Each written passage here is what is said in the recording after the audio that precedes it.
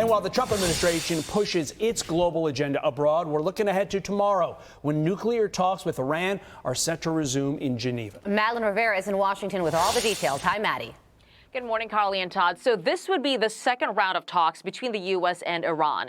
The Trump administration has said diplomacy is their preferred option, an approach Iran has indicated they favor too, but there are major gaps between the two sides, particularly on the issue of uranium enrichment. The president saying on Friday Tehran can have no enrichment.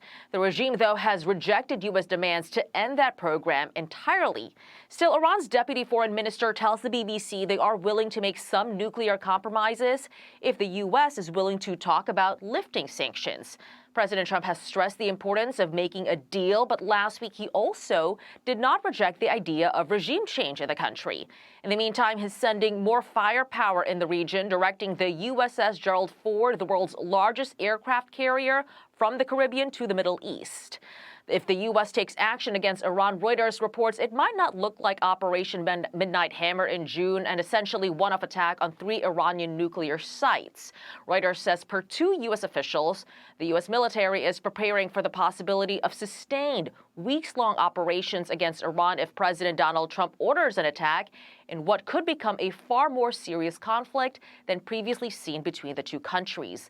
Over the weekend, Secretary of State Marco Rubio was asked about the possibility of an attack against Iran. Here's his response. I'm not going to talk about attacks on Iran or anything of that nature because the president's made clear he prefers diplomacy and an outcome of negotiated settlement. Now, we're dealing with radical Shia clerics. Okay, we're dealing with people who make geopolitical decisions on the basis of pure theology, and it's a complicated thing. I mean, no one's ever been able to do a successful deal with Iran, but we're going to try.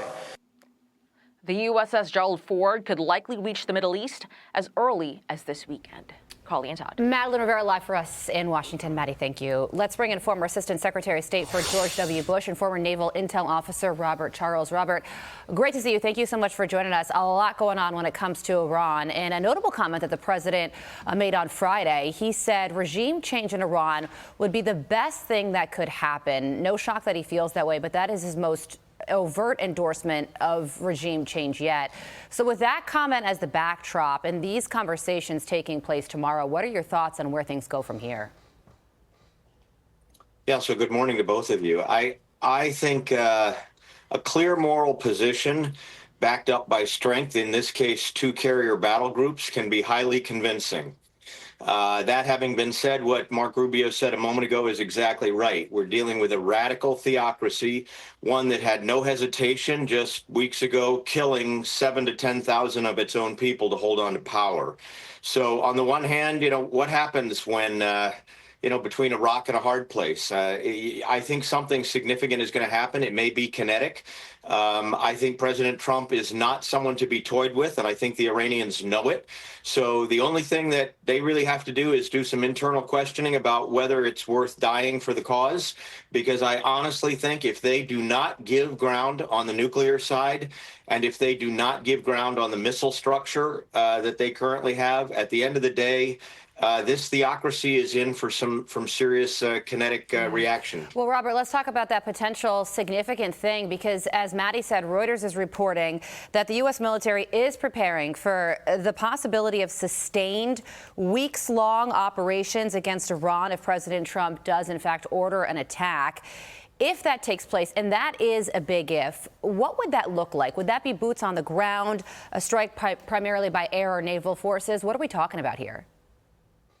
Given President Trump's clear non-interventionist approach to things, I don't see any boots on the ground. What I see is that he's going to try, probably with gradual escalation, to bring home the point that they are in a weak position. What his strike now last year demonstrated is that their air defenses can be fully penetrated with no collateral damage. So I think what he's trying to do is bring reason to a group of people that are guided by their theology rather than by reason. But on the other hand, survival is a very powerful motivator for doing the right thing. And again, strong leadership is often woefully missing. And I'm running for governor in Maine, and I'll tell you right now, strong leadership is not here, and it's not in other parts of the world. And at the end of the day, you've got to have strong leadership in order to turn the dial. What President Trump is saying plainly is, Iran, wake up, do the right thing, or there will be consequences. That's right.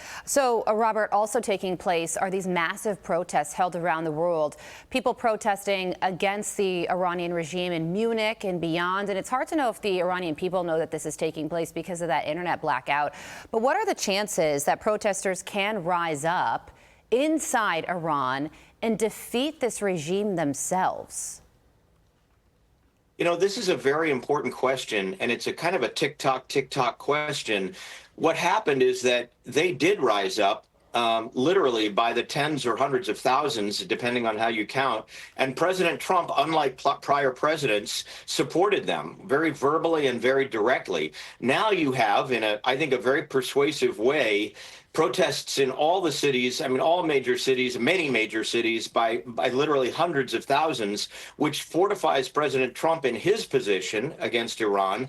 And I guarantee in some way, that information is getting into the Iranians, and they will be fortified themselves. So what we would really like to see is maybe the IRGC change sides. But the reality is, unless there's some kind of really powerful, persuasive force, I don't see that happening.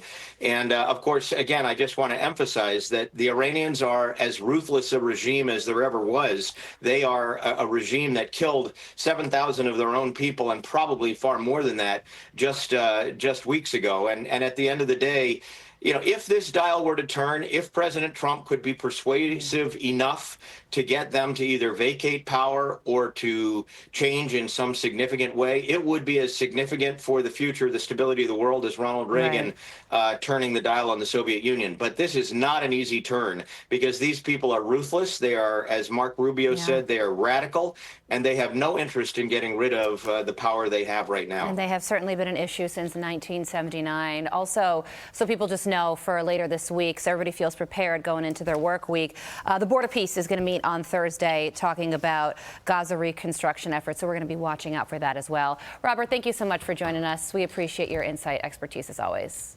I'm Steve Ducey. I'm Brian Kilmeade. And I'm Ainsley Earhart. And click here to subscribe to the Fox News YouTube page to catch our hottest interviews and most compelling analysis.